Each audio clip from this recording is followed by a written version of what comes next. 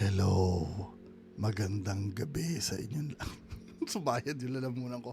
Magandang gabi sa inyo lahat. Katatakutan na naman ang ating content.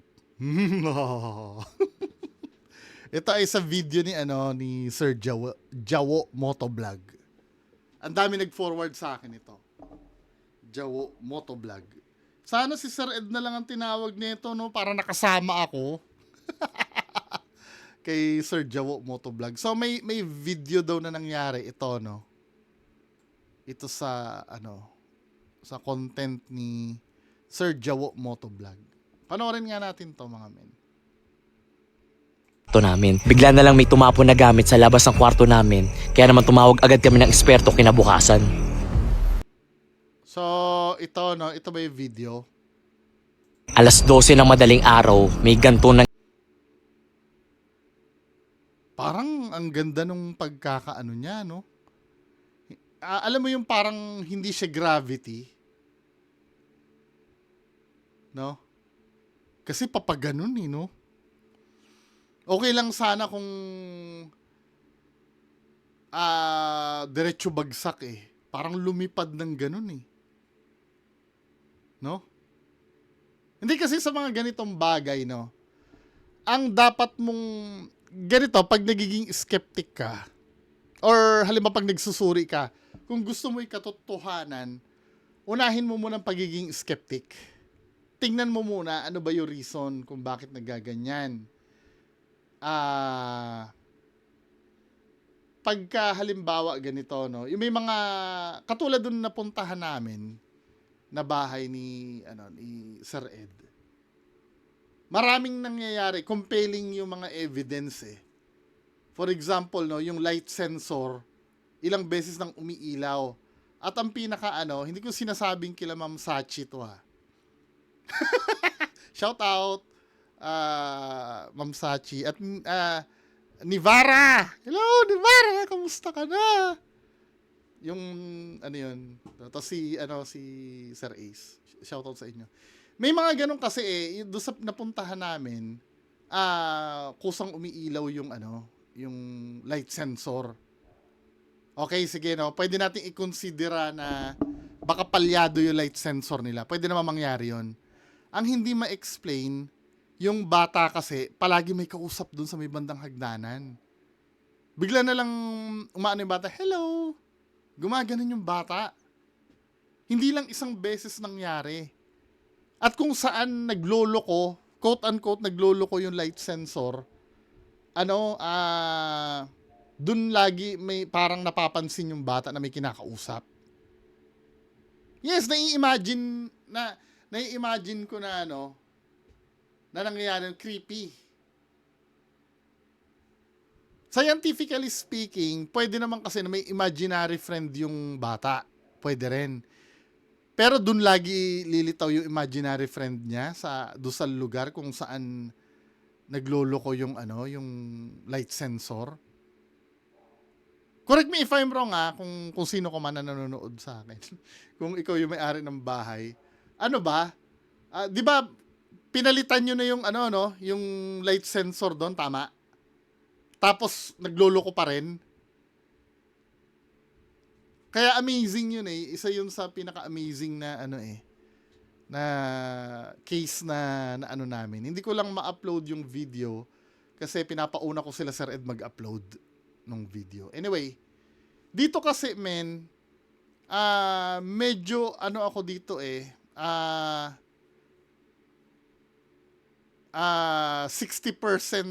na medyo okay sa akin tong Alas 12 ng madaling araw. kasi yung pagbagsak niya, hindi siya bagsak na Alas 12 ng madaling araw.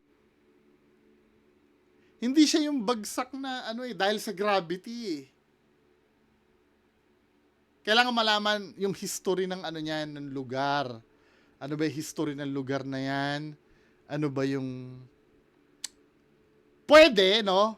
Let's say halimbawa kung hahanapan ko ng explanation, pwede ba since pwede rin kasi ang mangyari.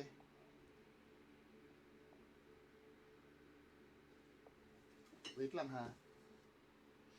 pwede naka-slide na pa pag ganun. Orange County Choppers, oh. Sino nanonood sa inyo dati nito sa Discovery?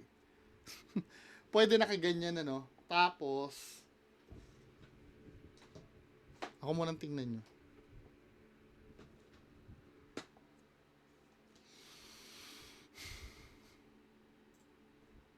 Diba? Ito yung libro. Gagawin kong ano to, base. Pwede kasi nangyari, slightly nakababa. So, nangyayari, pwede yung, kung ano man yung gitara ba yon o kung ano man yon, pwede umislide yan ng papaganyan, medyo nag-glide ng konti. Magagawa ba dito? Pwede ganon, nag-slide. Smooth yung surface, no? Tapos nag-slide yung, ano, gumanon. Pwede. Pero, ang nakikita ko kasi dito, ano ba yung pinatungan nito? Dapat kasi pinakita. Papakita ba dito? Hindi ko pa napapanood to eh. Dito kasi sa nang... Alas 12 ng madaling araw, Lumipad talaga min eh, no? may ganto nangyari sa labas ng kwarto namin. Bigla na lang may tumapon na gamit sa labas. Tingnan natin kung saan yung tumapo na yun. Para makita natin yung angulo nung...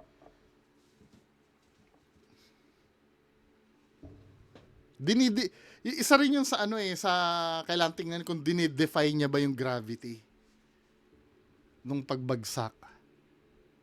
Or pinakahuling huling explanation ko na setup ito. Scripted. Yun, pinakamadaling explanation to.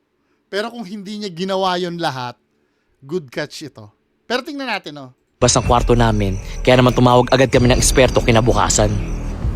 So guys, Si Sir Alex Pabella pala to eh. dito kayo ngayon sa bahay. Ano Ano siya? po yan? Bata, binata. Binata to na isa sa mga pinatay. So ito na, magki-cleansing tayo kasi kahapon nagkaroon ng poltergeist nga. At baka hindi namin alam kung saan galing. Siyempre, Sana tingnan din na iniimbestigahan nila yung Kasi pag magkasama kami dalawa ni Sir Ed, iniimbestigahan muna namin yung scientific side. Pag hindi ma-debunk, syempre, alam mo na, galing kami sa labas ng bigla nang papasok na sa eksena si Sir. nakailang araw. So, it's either sa gamit po ba? Pwedeng galing sa from mga gamit nyo sumama. Oh, Kasi may instances na kahit hindi sila sumasama sa tao, sumasama naman sila dun sa gamit. O kaya, let's say, may dala kang statue na galing sa o mga ganon. Yung statue na yon, pwede siyang maging vessel ng mga spirit. Totoo yun. Pwede daw. Kaya nga, pag mga ganyan, kaya minsan yung mga Santo Niño, yung mga Virgin Mary, tignan nyo lagi yung mata. Kung itim. Ibig sabihin, pag medyo maitim yung mata, ibig sabihin may laman yun. Doon sila sumasama ngayon. So, tara, boss. Tignan mo nga yung mga laruan ko. Uy, group ko itim. Nandito pa siya. yung ano po, Lalaki. di nahulog siya. Kung mapapansin niyo, iba yung Di na Oo, men. Stable yung pinaglagyan, oh. Hindi siya naka-anggulo na,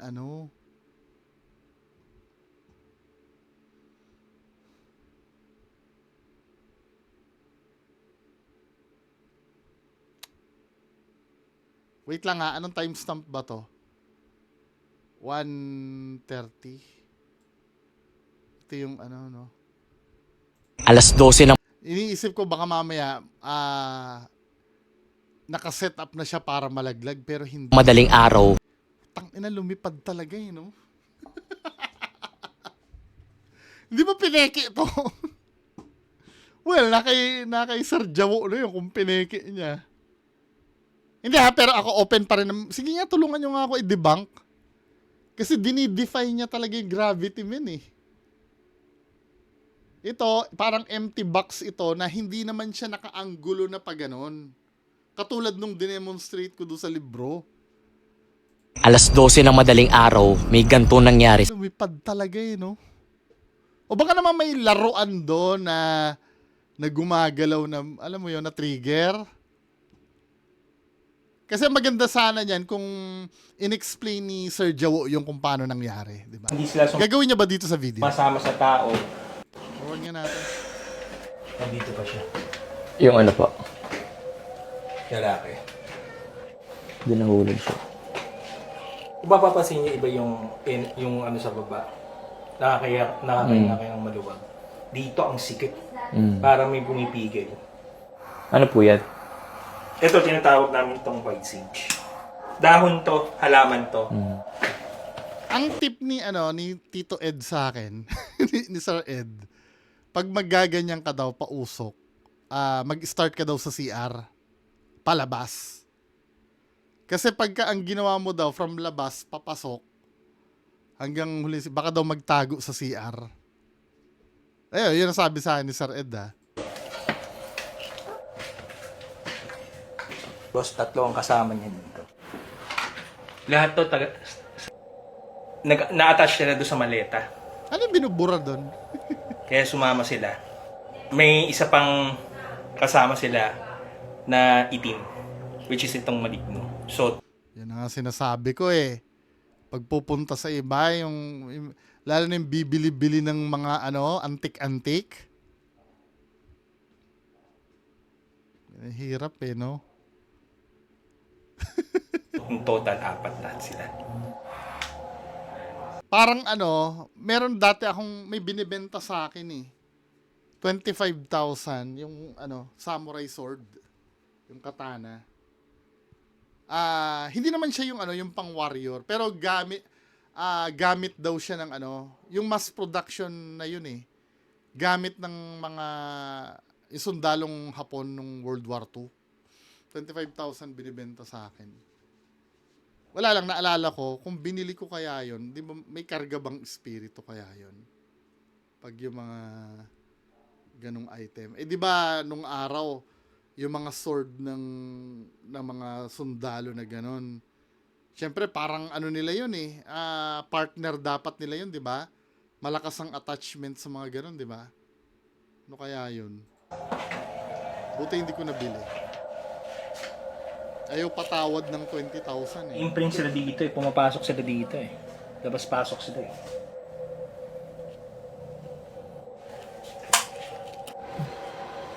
Until now, hindi pa rin matahimik yung kaluluwa nila. Pero, yun nga, kasama sa trabaho namin yan para hindi naman itaboy, para matahimik yung kaluluwa ng 3. Yung isa, ako nang bahala kung anong gagawin ko doon. Dito po, nandito po sila.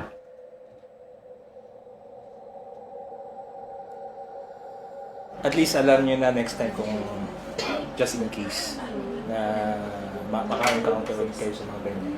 Lalo na sa ibang lugar na hindi kayo familiar.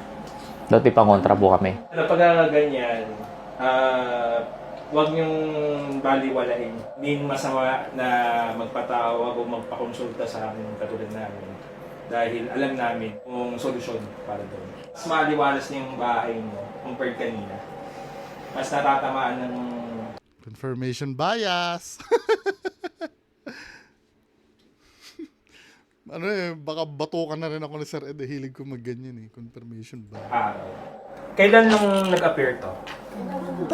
Parang ngayon lang po. Kasi kahapon nag-map pa po kami dyan, malinis pa po yan eh. Okay.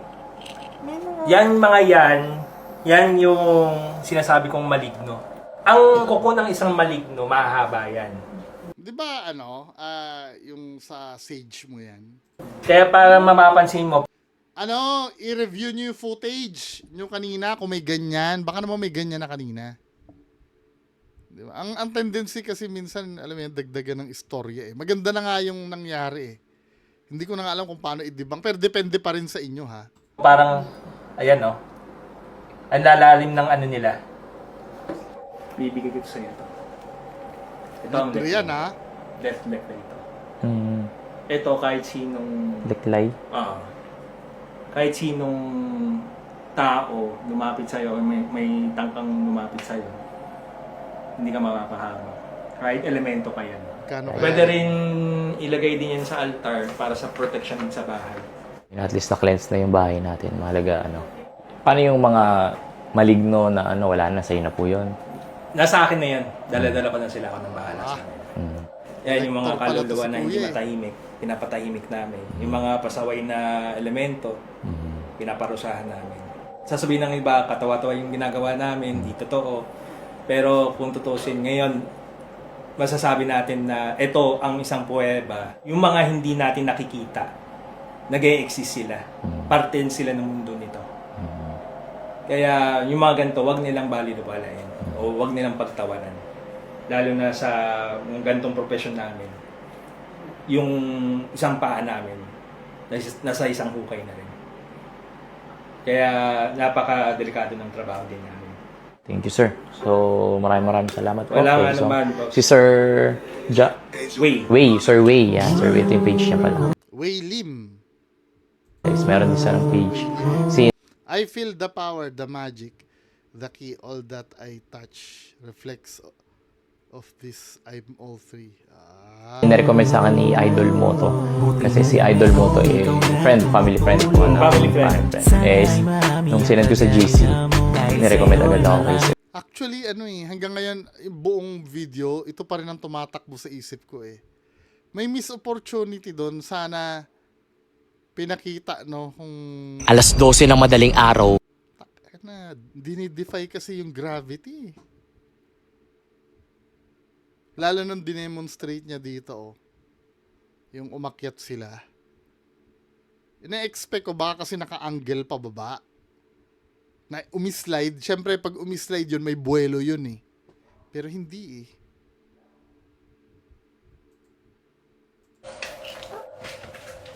Nag-defy ng gravity, no? Ayan, no? Dinemonstrate Dinahulog. dito eh.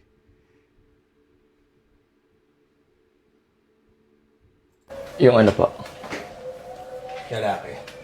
Ayan, no? dinahulog siya. Kung mapapansin niyo, iba yung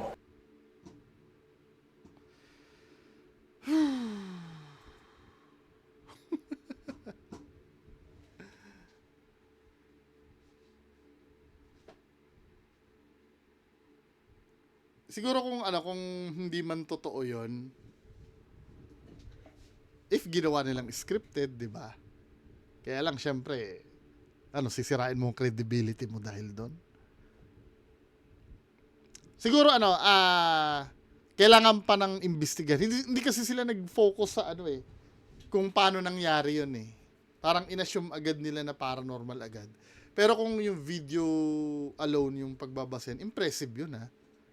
Nagde-defy ng gravity. Anyway, anong tingin nyo? Paki-comment nga sa baba. Magandang gabi sa inyo lahat. Bye-bye.